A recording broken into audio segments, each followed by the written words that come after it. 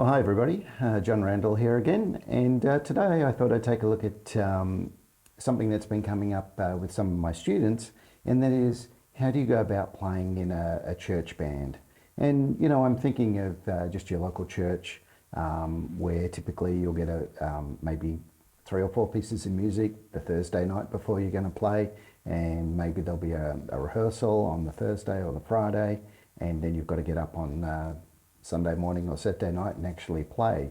Sometimes with musicians that you've never played with before, and more often than not it might be tunes that you've never played before.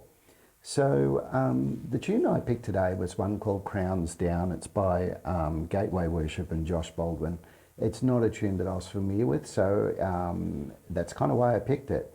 And I just want to go through a few standard things that I always do prior to approaching something like this. Some of the problems, some of the difficulties that you might face, and hopefully some of this, for those of you who haven't done this before, I've only done it a few times, will kind of make you feel good about, there's sort of a bunch of normal problems that we all face. So the first thing is you'd expect to get some sheet music, usually a chord chart like this one that I'll put up. And the next thing you'll do is try and find the actual a recording of the song, on YouTube or iTunes or something. And I did find one for this, but the first thing I noticed was that it was in a different key. So the first note of this song, or the first note of the music I got, is A, but when I actually tried to play along with it, it sounded like an A sharp. So what I actually did was tuned up my whole bass up a half a step, so that all of my finger patterns that I develop as I'm practicing it, I can apply when I play with the actual the church band. So even though the recording is in A sharp or B flat, I'm sure that the church band is going to play it in this key that it's written out in. So that's the first thing. The next thing, as I listened through the tune and I tried to follow through the words and that, I noticed the arrangement was different. So what I would typically do is make mental notes about where the arrangement is different, and I might actually contact the music director via email, or if it's only minor stuff, then I'll probably fix it up on the rehearsal night beforehand. Or in some churches, I'll actually have a rehearsal in the morning before the actual session starts, and you have a final chance to make arrangement changes then. But personally, I like to know my arrangement ahead of time. Nonetheless, changing the key of the song by adjusting my bass, or if it was way out, for example, if the key was 3 semitones out, what I'd probably do is download the tune, and then I would actually detune it down or up, so I could play against it just with my bass and regular tuning. All right, so back to the arrangement stuff. It's good to get your arrangements sorted out. Having a pencil with you is a great thing, so you can actually make notes next to your song about where you think things are a bit different. For example, in this particular transcription, just looking at it and then looking at some of the versions online of the song goes for about 6.5 minutes. So I found one version that went for 8 minutes, and I know that in this particular church, they're not going to do a version that goes for that long. So obviously some of the choruses are being cut out, or the instrumental's been changed, whatever might happen. So that's the first little thing to remember, to look out for, to ask your music director. The next thing I do is just kind of scan through and have a look at the chords. So I notice there's the A, just says A, so you can assume it's like an A major chord, or maybe an A major 7. You see these D2 chords. D2 chords are kind of a funny thing. A lot of people will call them a D add 9 chord. So for example, if I put my finger here on D, I can just play the root note over the top of a D2 chord, and it's going to sound great. But I could come up with something a little bit smarter, maybe where I play my root note. I could play the 5th, which is just down here, 1 string and a couple of frets towards me. I could play the octave, and then I could actually play the 2nd, that's the 2 part, I could play it up an octave, or up here. So I can end up with this kind of riff. Or, and it's a really pretty little riff that you can use, particularly in slower tunes where you're just trying to fill things out a bit. Or you can just keep it simple and just stick maybe with the root note and the 5th.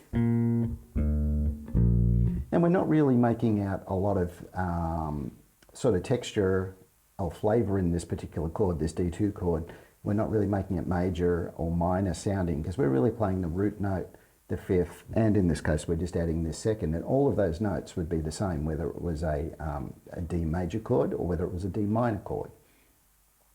Now, as far as the A chord is concerned, the A major, you potentially could make out the shape of an A major and use that, so the root note, the major third, and the fifth, or you could just use your root note, maybe the fifth, and maybe the octave. And again, just keeping it nice and simple.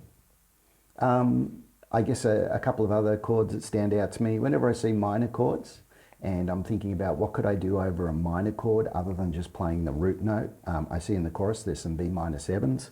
I like to use a pattern where I hit my root note, the B, and then I'll come up here to the second, which is 2 frets up. Then I'll grab my minor third with my little finger, and I get this kind of effect.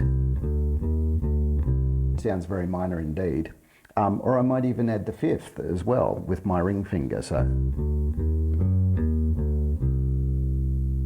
So that's one way you can look at your B minor chord if you're trying to figure out some other notes that you can play.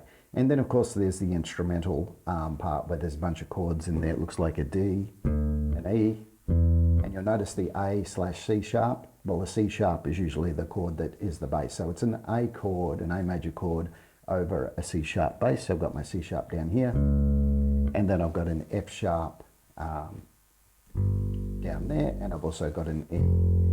And in the instrumental in this particular song, it kind of moves along, so I'm not going to go too crazy trying to make out all of the other notes that make up these chords. I'm going to stick mainly on the root notes themselves. But one thing, and this applies to almost all bass playing, but it certainly applies in a church situation. For example, if I'm going in the instrumental from the D to the E, maybe what I can do is throw in a passing note. So I could throw in that E flat in there. And maybe when I'm going from my E down to my C sharp, again in the instrumental, maybe I'll throw the D on the way back, or maybe I'll throw all of those notes in on the way back. So, you know, I might be sitting up here on E, and I'm coming back down to the C sharp. So it's always good to look for passing notes in your playing, and you can always, if you've got two notes that are, you know, just got a fret between them, you can throw the note in between, or you can always, you know, pick a note below or a couple of notes above a note that you're trying to get to and use those as passing notes. All right, a couple more things about playing these sorts of tunes. The first thing is, if you listen to this one as a good example, it doesn't really have a very strong groove. So for a bass player, it's not particularly a riffy song. Some church songs are, some are not. This is one of the ones that's not. And what I've experienced is that, you know, this sounds, when you listen to the recordings, very ethereal and very floaty.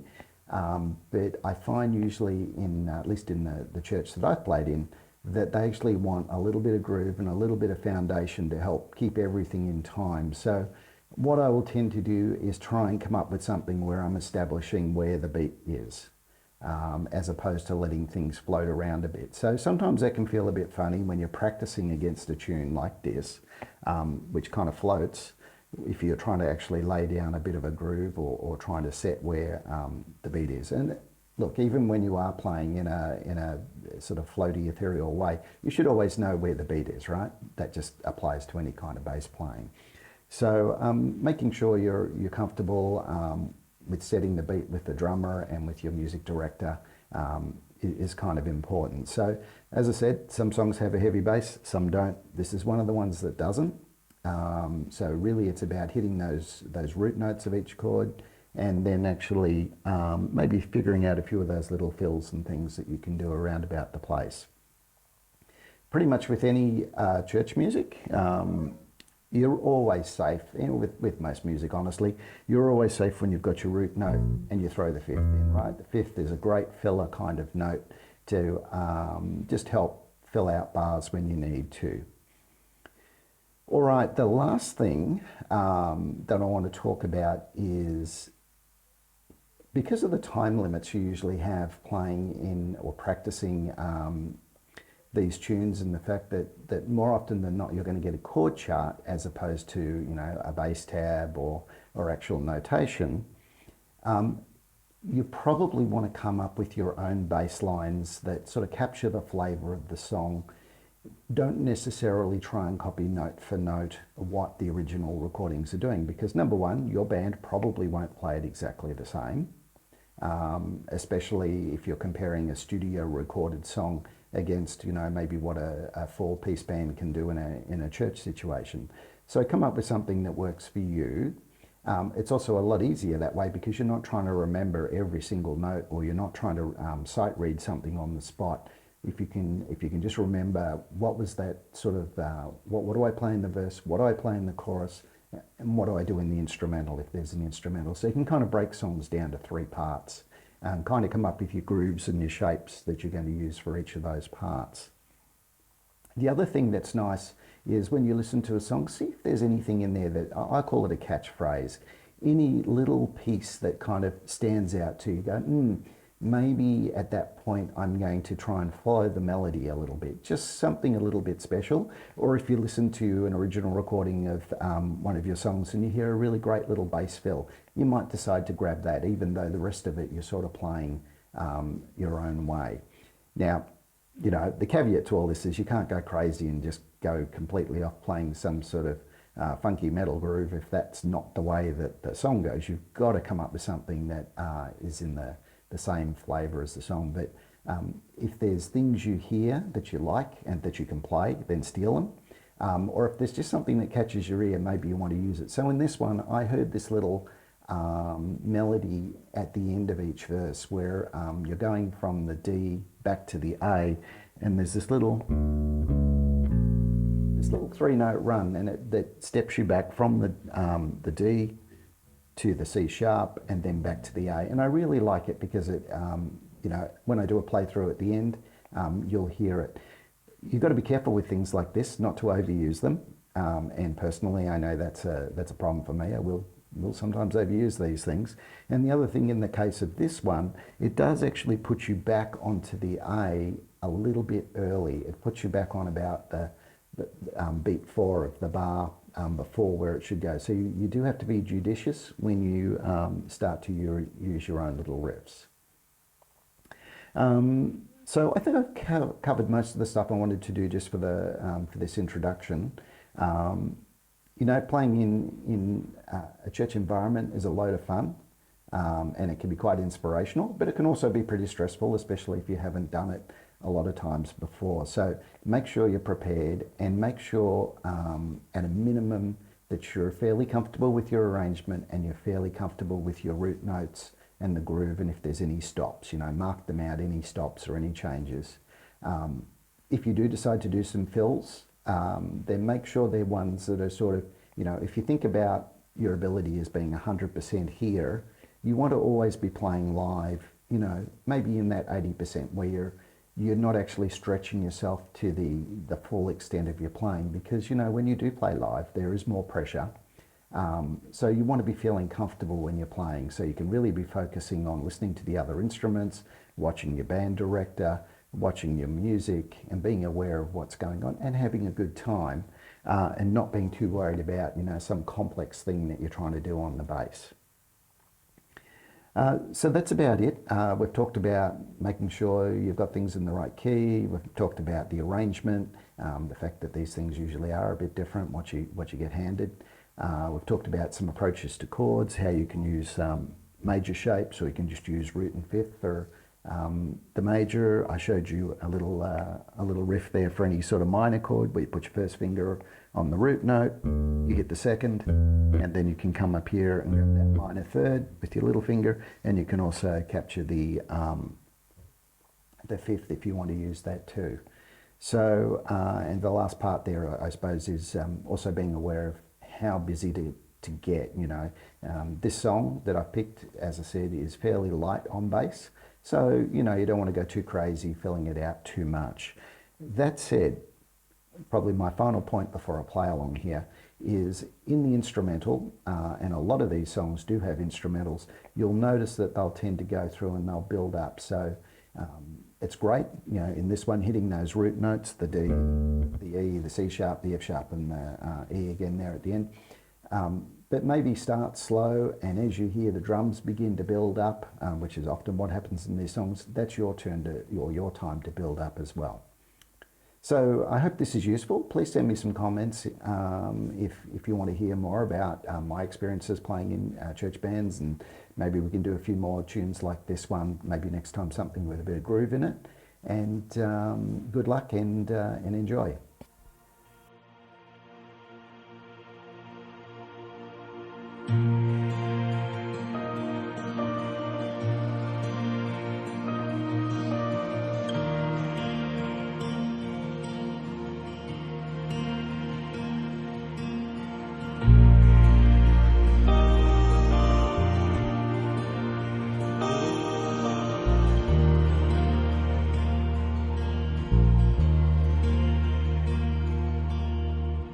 Enthroned in glory,